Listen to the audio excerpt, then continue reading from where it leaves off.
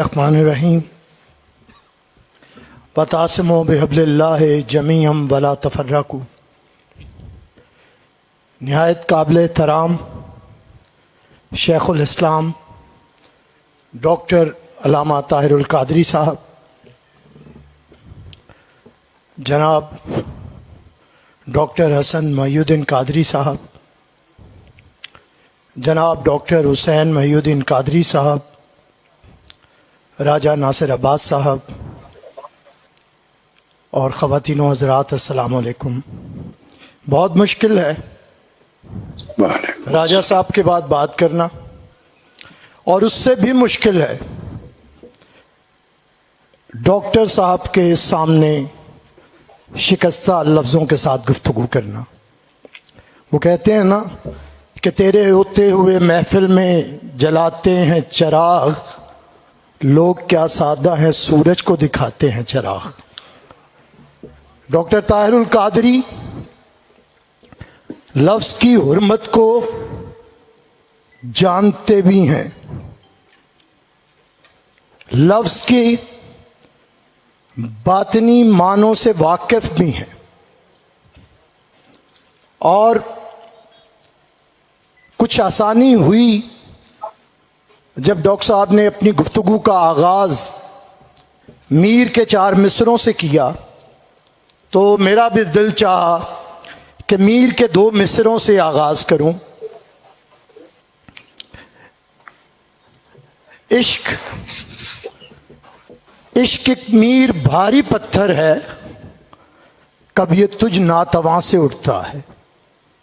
یہ 2 مصرے ہیں جس پہ 99.9% لوگ پورے اترتے ہیں۔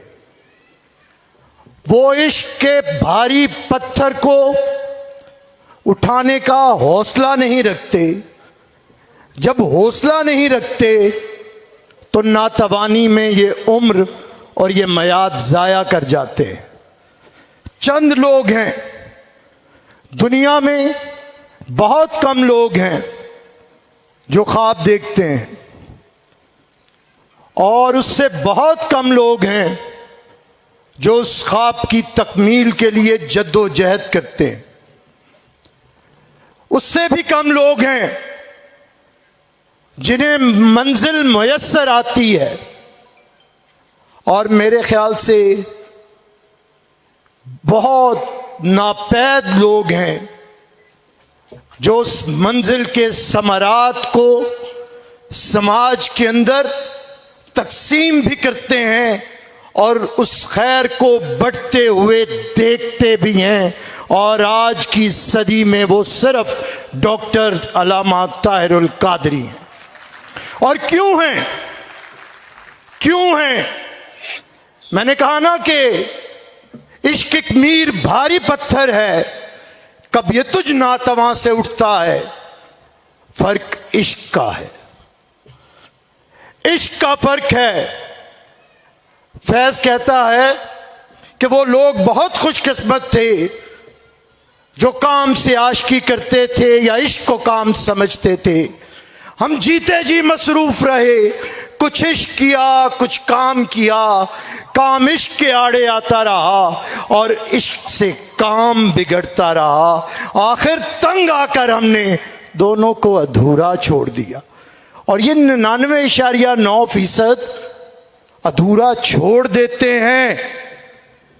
لیکن آج سے 40 سال قبل بھی اگر کسی کے پاس عشق کی وہ قوت ہو جو اقبال نے بیان کی ہے کہ قوت عشق سے ہر پست کو بالا کر دے، دہر میں اس میں محمد سے اجالا کر دے، تو جب طاہر القادری کے اوپر نگاہ مصطفیٰ ہو، نگاہ رحمت للعالمین ہو، اس وقت قرآن کا ترجمہ عرفان القرآن کی صورت میں آیا ہو یا نہ آیا ہو، لیکن میرا یقین ہے کہ عرفان ضرور موجود ہوتا ہے، اور وہ عرفان موجود تھا۔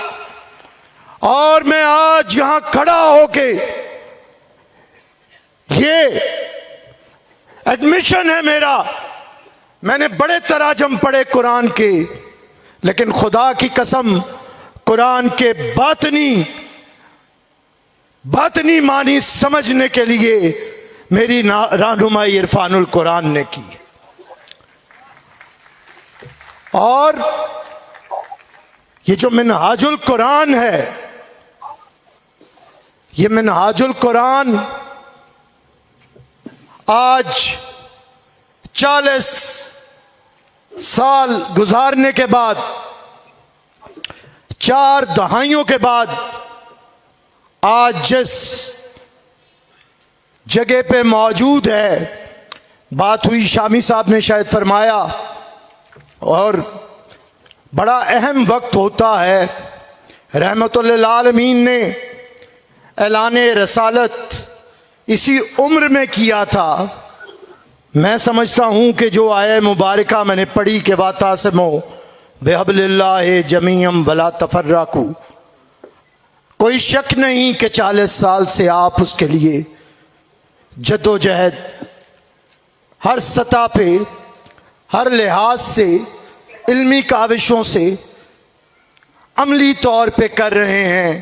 لیکن ڈاکٹر صاحب آپ کو سارے چاہے جس لیے بھی بلاتے ہوں، سیاسی میری بھی کبھی خواہش تھی، میں پیپلز پارٹی کا نمائندہ ہوں، میں گورنمنٹ کالج میں تھا جب آپ جی ڈی اے کی تحریک کی صدارت فرما رہے تھے. میرا بھی خواب تھا، شاید یہ کسی کا نہ ہو، میں نے ڈاکٹر حسین صاحب سے ایک دفعہ ذکر بھی کیا تھا، میرا یہ خواب تھا، میری یہ خواہش تھی کہ آپ صدر پاکستان ہوتے اور محترمہ بے نظیر بھٹو شہید وزیر اعظم پاکستان ہوتی. اور اس کی وجہ کہ صدر ملک اور ریاست کا فادر فگر ہوتا ہے. اور یہ خواب میں نے کوئی وہ دیوانے والا خواب نہیں دیکھا، فادر فگر ہوتا ہے. آج مجھے بتائیں کہ اس ریاست میں آپ کو کوئی ایک فادر فگر نظر آتا ہے؟ آج ملک، آج ریاست، آج سماج غیر نظریاتی ہونے کے بعد، یہ سماج غیر سیاسی ہونے کے بعد، یہ سماج غیر اخلاقی ہونے کے بعد ٹوٹ پھوٹ کا شکار ہے. اور وہ جو اقبال کہتا تھا کہ منفعت ایک ہے اس قوم کی، نقصان بھی ایک ہی سب کا نبی، دین بھی، ایمان بھی ایک، حرم پاک بھی، اللہ بھی، قرآن بھی ایک، کچھ بڑی باتی ہوتے جو مسلمان بھی ایک. فرقہ بندی ہے کہیں اور کہیں ذاتیں ہیں، کیا زمانے میں پنپنے کی یہی باتیں ہیں؟ ایک فادر فگر اس ریاست میں موجود نہیں. راجہ صاحب فرما کے گئے کہ کوئی ہوش کی بات سنائے. کون سنائے؟ ڈاکٹر عارف علوی سے امید رکھتے ہیں کہ ہوش کی بات سنائے گا؟ حکومت وقت سے توقع کی جاتی ہے کہ ہوش کی بات سنائے گی. سماج کے اندر کوئی شخصیت موجود نہیں. ڈاکٹر صاحب اس ملک کے اندر، جس ملک میں آپ موجود ہیں اور جس ملک میں میں بھی پڑھ کے آیا، وہاں پہ کفر کا سماج تو ہو سکتا ہے لیکن ظلم کا سماج نہیں ہے. لیکن آج پاکستان میں جب یزید کے حق میں نعرہ بلند ہوا تو اب مجھے یقین ہو گیا کہ یہ ظلم کا سماج ہے. اور جو سماج ظلم کا ہو، ادھر ایک آواز حسینیت کی چاہیے. اس لیے میں آپ سے درخواست کرتا ہوں کہ اس ملک میں، اس ریاست میں ایز فادر فگر تشریف لائیں اور اس امت کو جوڑیں، اور وہ رسی اس امت کو بتائیں جو قرآن میں میرا رب العالمین کہتا ہے کہ وَاعْتَصِمُوا بِحَبْلِ اللَّهِ جَمِيعًا وَلَا تَفَرَّقُوا. مجھے پتا ہے کہ آپ یہ فرقہ بندی سے اوپر ہو کے بتا سکتے ہیں. مجھے یقین ہے کہ جب میرا مذہبی طبقہ دہشت گردوں کی گود میں بیٹھا تھا، میری قائد جان دے رہی تھی، اور آپ دہشت گردی کے خلاف ایک جامع اور مارکۃ الارا اپنا پورا وہ استعفے کی صورت میں لکھ کے بتا رہے تھے کہ دہشت گردی کس طرح اس قوم کی جڑوں کو ختم کر رہی ہے۔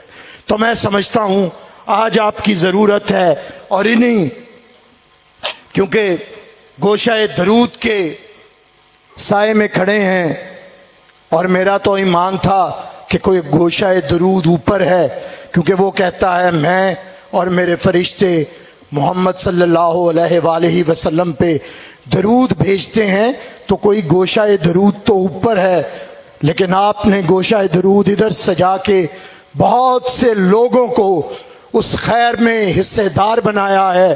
آپ سے یہی درخواست ہے کہ آئیں، ایک حسینی آواز کی ضرورت ہے، مذہبی بنیادوں پہ فرقہ بندی کے ساتھ اس ملک، اس ریاست، اس سماج کو ختم کرنے کی خوفناک سازش کا آغاز ہو چکا ہے، اور اس سے صرف ایک شخصیت بچا سکتی ہے، اور وہ شیخ الاسلام ڈاکٹر علامہ محمد طاہر القادری ہیں۔ ہم راہ روے دشت بلا روز اصل سے، اور قافلہ سالار حسین ابن علی ہے۔ بہت شکریہ۔ جزاک اللہ، بہت شکریہ۔ بہت اچھا جن کو یعنی پہلی بار سنا ہے اسٹیج، بہت مبارک ہو۔ طریقے منہاج القرآن نے آج ہر خطاب نے مجھے شرمسار کر دیا ہے۔